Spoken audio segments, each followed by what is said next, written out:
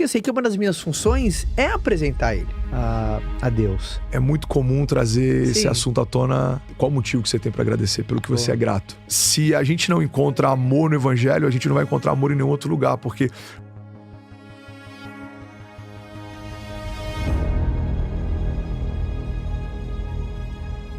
entende? Sim. Não é sobre isso. Aí tem muita gente tá assistindo que tem filho, muitos pais, muitas mães.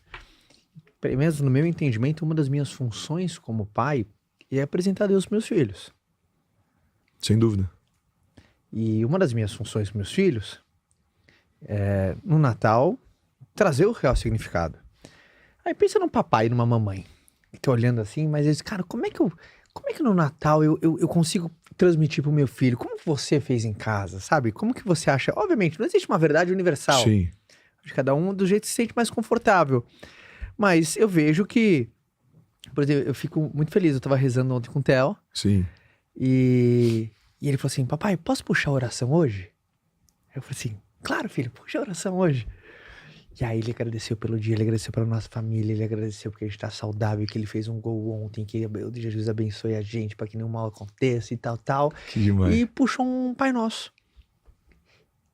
Perfeito do começo ao fim. Eu fiquei tão orgulhoso que ele conseguiu, sabe, rezar o Pai Nosso certinho. Sim.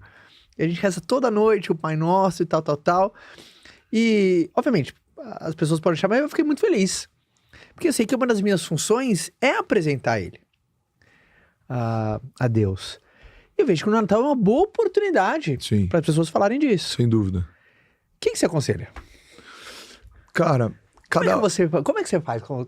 Você tem duas... Não, você tem uma, né? Tem três. Você tem três. Três, é. Eu sei que é meninas. É, uma de 11, um menino de 4 e uma de 2. Verdade. Eu sei que tem um menino do meio. Esqueci do seu moleque do meio. É. Mas eu sei que você foi pai de menina primeiro. Isso. Como foi na sua casa, assim? Cara, pra gente é muito leve, porque é muito comum trazer esse assunto à tona sempre.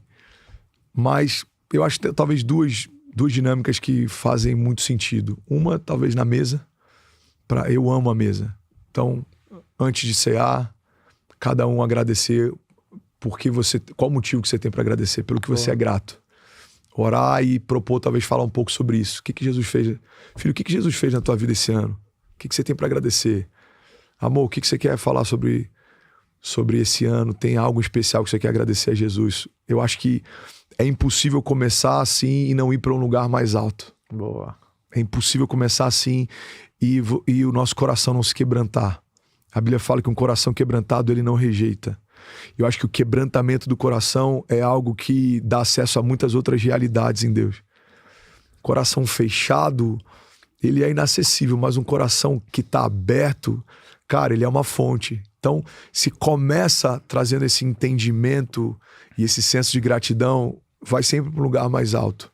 Agora, se você pode, eu acho que uma coisa muito legal também é ter um momento de louvor, cara. A gente ama isso. De poder ter algum louvor e algo que fale com você, porque esse ambiente, o Caio, eu costumo falar quando a gente está na igreja, por exemplo, acaba o culto e aí tem gente que não queria ter que voltar, né, para casa, ou ter que sair da igreja e fala, cara, eu queria poder ficar aqui para sempre. E eu falo, você sabe por que você ama esse lugar? Porque você foi gerado nesse lugar. A gente sente saudade de casa. A gente não foi gerado para bater meta, a gente não foi gerado para construir castelos. Agora, a gente tá nesse período aqui, e nesse período a gente vai fazer isso, né? A gente vai performar, a gente vai operar, a gente vai... Agora, na real, quando todo esse tempo que é muito curto passar, a gente vai voltar pro nosso lugar de origem. E qual é o lugar de origem? Cara, esse lugar em que a presença de Deus é tudo que importa. Em que a paz excede todo entendimento. Em que toda lágrima é enxugada. Então, eu acho que num ambiente de louvor, a gente consegue acessar esse lugar com muita facilidade. Então, eu amo, assim... Tem alguns louvores que me levam para esse lugar com muita facilidade. Uhum. É como se tivesse uma chave, sabe? Tem louvores que se eu fechar os olhos aqui e começar a ouvir, cara, eu me quebranto com muita facilidade. Então, acho que para cada um você tem que entender qual é o teu lugar de acesso, como que te leva mais rápido para esse lugar. E como a gente falou ainda há pouco, né? Tudo é a partir da palavra. Exato. O louvor precisa ser uma palavra ritmada, a pregação é uma palavra contada, porque tudo é sobre a palavra. Então, tem um salmo que fala com você, tem um milagre de Jesus que fala com você, tem algo na palavra que fala com você. Cara, é impossível a gente se relacionar com a palavra e a palavra não se revelar pra gente. Então, se Jesus é o centro dessa mesa, a palavra de Deus precisa ser compartilhada. Porque, como a gente falou ainda há pouco, a Bíblia ela não contém Deus, a Bíblia é Deus. Então, quando você pega a Bíblia e você convida ele para entrar, como se você estivesse falando, Jesus, fala com a gente aqui hoje. Eu vou ler um texto, mas eu queria que fosse mais do que um texto. Eu queria que você se despisse para a gente enquanto a gente lê. Eu quero que você se revele para a gente enquanto a gente fala. Então, eu acho que é isso. É impossível trazer a palavra, um momento de louvor e gratidão e você não ter uma ceia e um momento com Jesus que seja talvez o mais marcante que você já teve até hoje. Eu quero propor, inclusive, você compartilhar os testemunhos depois da ceia de Natal. Acho que seria legal. Fiz isso aqui e aconteceu isso, meu filho viveu isso. Enfim, eu queria muito voltar depois nesse vídeo e ler alguns testemunhos de como que Jesus se revelou na tua casa e na tua mesa. Acho que vai ser incrível. Quando a gente falou antes de Cristo e depois de Cristo, pra mim uma coisa que, sei lá, quando eu penso, né, o tempo se dividiu. Antes dele e depois dele. Sim. Pra mim é antes do amor e depois do amor. Sim. Pra mim, o jeito que eu mais entendo antes de Cristo e depois de Cristo é antes do amor e depois do amor. Perfeito. Que se a gente pega na essência, né? Porque eu gosto também muito de Natal, de relembrar as lições, as principais lições, né? Porque eu acho que uma das nossas funções é tentar se aproximar da conduta de Jesus, né? Jesus, a gente não tem condição de chegar perto, mas ele deixa um indício. O que você acredita que são... Quais são as lições, assim, as 3 lições que Jesus te marca? Pra mim, assim, o amor é uma coisa avassaladora, assim. Toda vez que eu leio a história de Jesus, eu falo assim, cara, é um amor sobrenatural. Sim, a Bíblia chega ao ponto de falar que mesmo que você venda tudo que tem e dê aos pobres, mesmo que você fale a língua dos anjos, eu vou conjecturar aqui com liberdade poética, né? Mesmo que você construa algo extraordinário aos olhos dos homens, mesmo que o seu nome seja bem falado nas ruas, mesmo que ele estabelece alguns platores, né? Ele fala, se não tiver amor, de nada vale. A Bíblia chega ao ponto de estabelecer o amor como sendo o princípio fundamental, porque o evangelho é uma expressão de amor. Eu gosto de trazer João 3,16 sobre esse entendimento, né? Porque Deus amou você de tal maneira que aceitou a ideia de abrir mão do seu único filho por algum tempo, mas não aceitou a ideia de abrir mão de você para sempre.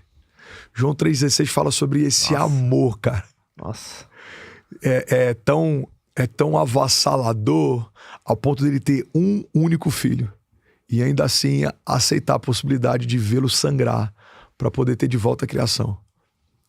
Que amor é esse, cara? De um criador que poderia ter resetado e começado de novo a criação. Porque a gente faz isso com negócios, a gente faz isso com relacionamentos, a gente faz isso o tempo inteiro.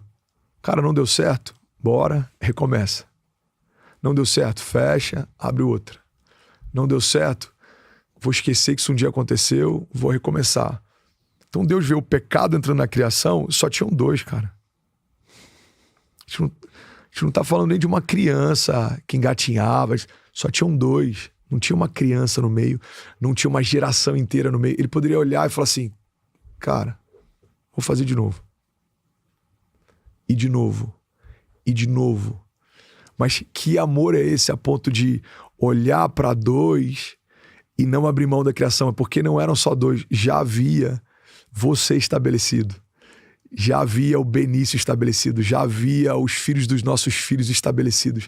Então não é só sobre o pecado de Adão e Eva, é sobre tudo que vai se desenrolar a partir dali. Então quando Deus olha para Adão e Eva, ele olha para tudo que vai ser estabelecido a partir dele e ele tem compaixão, a ponto de falar, por amor, eu abro mão do meu filho, para não abrir mão de vocês. Cara, o evangelho é baseado em amor. a morte de Jesus é baseada em amor. Ele foi obediente até a morte, morte de cruz. Então, por amor ao Pai, ele se entregou. Por amor à criação, o Pai o entregou. Então, o Evangelho é muito mais sobre uma história de amor do que sobre um manual de instruções. E essa é a dificuldade que eu tenho, às vezes, quando a gente... E eu entendo... O quê? Quando usa essa analogia de que a Bíblia é um manual de instruções, né? Você precisa conhecer o manual do fabricante. E até faz sentido em parte, vai. Tem uma seção lá, talvez, com instruções de uso. Mas a Bíblia é muito mais sobre uma história de amor do que sobre qualquer outra coisa. Se você for pegar a história da Bíblia, fala sobre um criador que, por amor à criação, sangrou até a morte para poder ter de volta. Cara, nem Shakespeare ou qualquer outro autor conseguiria escrever algo tão puro e tão genuíno como a história de amor que você vê de Gênesis a Apocalipse. Então, o amor, Caio, dentro do que você está propondo, sem dúvida nenhuma, é a revelação de Jesus. Jesus, ele marca o antes e depois na criação, porque a graça é a expressão maior de amor. A graça é o sangue que lavou todo o pecado, é o bendito que se fez maldito, é o livre que se fez escravo. Cara, olha o que a palavra de Deus fala. Ele assumiu o nosso lugar na cruz do Calvário para que a gente pudesse assumir o lugar dele. Então, tudo que era dele por herança foi estabelecido sobre a criação. Fomos feitos herdeiros de Deus e co-herdeiros em Cristo Jesus.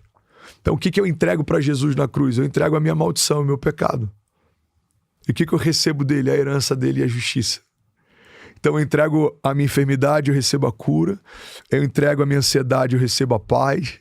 Eu entrego as minhas algemas, eu recebo a carta de alforria, a liberdade. Cara, o milagre que acontece na cruz do Calvário é o milagre da substituição. A coroa de espinhos que ele recebeu era minha. A vergonha que ele passou era minha. A condenação que ele recebeu era minha. E aí ele não só recebe tudo que eu tenho de pior, como ele me entrega tudo que ele tem de melhor. É isso que é constrangedor em Jesus. Ele foi cuspido, ele foi vendido, ele foi entregue, ele foi transpassado, e ainda assim ele olha para uma multidão gritando crucifica-o, e ele intercede por eles, ele fala, Pai, perdoa, eles não sabem o que fazem. Cara, que nível de amor é esse de ter compaixão por quem te fere? Que nível de amor é esse de ter tanta empatia? Mas isso é uma coisa interessante na pessoa de Jesus. Por que ele vem como um cordeiro, o cordeiro de Deus? Sim. Porque cordeiro não tem nenhum dispositivo de defesa. Se você gritar, não sei se você já viu algum vídeo na internet, você dá um susto, eles paralisam e caem, não tem dispositivo de defesa nele. Então por que ele não se defendeu? Porque ele não veio para se defender, ele veio para se entregar. A Bíblia fala, como uma ovelha em direção ao matadouro, não disse uma palavra. Por que ele não se defende? Porque ele não veio para se defender. O projeto de Deus é para que ele viesse para se entregar. Agora, ele ressurge como um leão. Por quê? Porque agora ele vai defender os seus. Então ele se entrega pelos seus e agora ele volta, ele é o leão da tribo de Judá. Ele veio para defender os seus. Mas na cruz do Calvário não cabia defesa. Ele veio para ser julgado, ele veio para ser injustiçado. Os profetas já falavam sobre isso no Antigo Testamento. Não havia beleza nele, ou nada que nos atraísse. Cara, Jesus não era como o Jesus pintado no período da Renascença ou pelos artistas europeus que estabeleceram um Messias de olhos claros e cabelos louros. Não, Jesus era um homem marcado pelo sol.